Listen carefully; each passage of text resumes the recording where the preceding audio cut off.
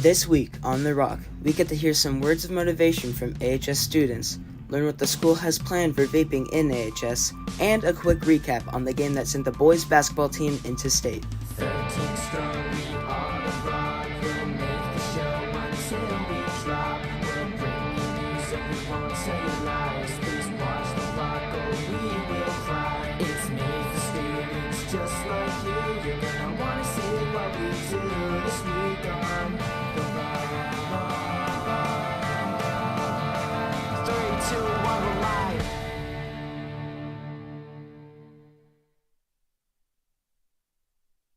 Welcome back to The Rock AHS. I'm Kai. And I'm Ann. Boy, do we have some interesting stories for you this week. That we do. AHS is on a roll in the athletic world right now, having just sent off the swim team to state, while the wrestlers have a send-off to state tomorrow. And the boys' basketball team last night had an amazing game, bringing them to state as well. Let's take a look at some highlights from last night's game. Anacortes played Lakewood in the district semifinals yesterday, and it was their opportunity to go to state. So they had beaten Archbishop Murphy in last week, and so then this was their chance to make it to state. And you know, Anacortes started out the first half. They were pretty hot actually, and just were making their shots, and you sort of felt like it was just one of those Anacortes games where, you know, they start out a little bit and then they just keep building that lead until the end. We end up winning by 30, you know, but it definitely wasn't that. And Lakewood played really good in the second quarter. We were up 12-18, so we had like a 6-point lead, but Lakewood had just this incredible comeback that, you know, kind of took place. Anacortes after the first quarter was up 18-12, so it was like a 6-point lead, and Lakewood, you know, kind of stormed back and they started making their shots, and Anacortes was just kind of matching them. And so Lakewood went on a run, we went on a run, but by the end of the half, you know, they were only up by 1. Anacortes was only up by 1. And, you know, we were in the locker room because we're doing our documentary on the Anacortes high school basketball team, which will be out after the season's over. But, you know, Coach Semp wasn't really that worried. You know, I was kind of expecting him to be a little bit more frustrated with what was happening, you know. But he, you know, you could really tell that he had that veteran coaching aspect, because, you know, he came in, told them, you know, we need to play better. You know, he didn't do a whole lot of, oh, you know, you get like, I can't believe you're losing this game. He was like, you know, and he said it after the game too. He said anyone can beat anyone at districts, and that was definitely something that could have happened last night.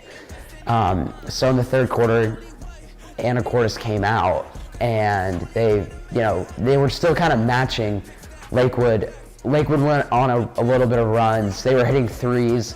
At one point, we were down by maybe 6 points, and Jacob Hayes had 3 incredible back-to-back, just like spin moves underneath the basket when he got the ball and laid it up and tied the game. Now the seniors really stepped up in this game.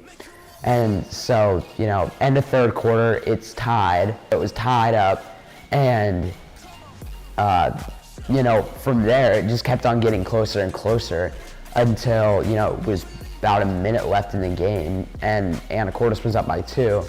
Lakewood missed a shot, and Davis, he dribbled the ball down the court, and he was dribbling it, and they couldn't really get anything going. The shot clock was winding down. Someone poked the ball out, and he kind of hopped over the defender, grabbed it, and just kind of took like a shot to get off.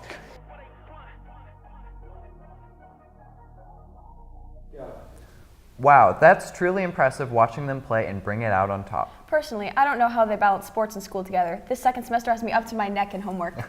Yeah, same here. It is my last semester as a senior, which is stressful, and I'm not the only person feeling it. That's why Roan and I have got the story for you. Let's take a look. Second semester syndrome, commonly known as senioritis, refers to the general lack of motivation and dip in grades in the first 2 months of the second semester. This condition impacts each grade level in different ways, with juniors and seniors bearing the worst. Over 25% of seniors felt that their grades were now significantly worse than they were in the first semester. And out of all of the students surveyed, 66% felt little motivation, while nearly 27% felt none at all. To get back on track, we gathered some insightful wisdom from school counselor Mrs. Fox, as well as the students of AHS. Coming into high school, I was really scared. I knew it would be a lot more challenging than middle school and obviously elementary school. What really helped me is kind of having a set schedule in my day and when I was going to get my schoolwork done. It's sort of like, someone training for a marathon, and it's hard and it's a big goal and it's a long-term goal, but they have to break it down to what they're going to do each day to build for that. And then if it still feels really stressful, it's okay to take a break and then do something you enjoy. Personally, I've been learning to play the guitar. So just commit to one thing every day that's good for you, nourishing for you, to kind of recharge yourself. My biggest tip that I'd give people is try to find a space to study where you feel really comfortable and you feel really good. When you feel good, you're gonna perform well. It's your life. You should be engaging in it in a way that's interesting to you, and find ways to make school interesting and motivating for you naturally.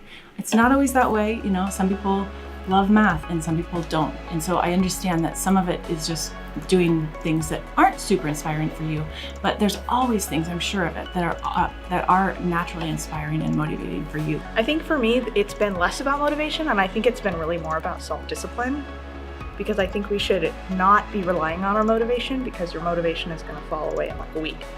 So then what's really going to carry you to the end of the semester and to the end of your career and to whatever your goals are is going to be your self-discipline and your ability to keep yourself moving. Hang out with a group of friends and all do your homework. That is really beneficial for me, because then you can hold each other accountable. I really am a fan of writing it down on paper, because we can get lost in kind of the vortex of the screens. Everyone makes fun of me for my planner, but I love my planning. Literally at the end of every class, she's just frantically writing down what she has to do. But everyone has a system, and it seems like it works. When you find a system that works for you, you're gonna get yourself done. Yeah. Specifically, the tip for seniors is think about how you want to feel. So you can literally close your eyes for a second, imagine yourself walking across the stage, and think to yourself in this moment, do you want to feel proud and like you worked hard to get to that place, or do you want to just be like, cool, I kind of checked out? You'll know the answer for yourself, and ultimately it's your choice. If you need any help with any of those things, reach out to your school counselor. We're here to help. Burnout is an issue that all students eventually face. However, another widespread problem is the use of vapes in our school.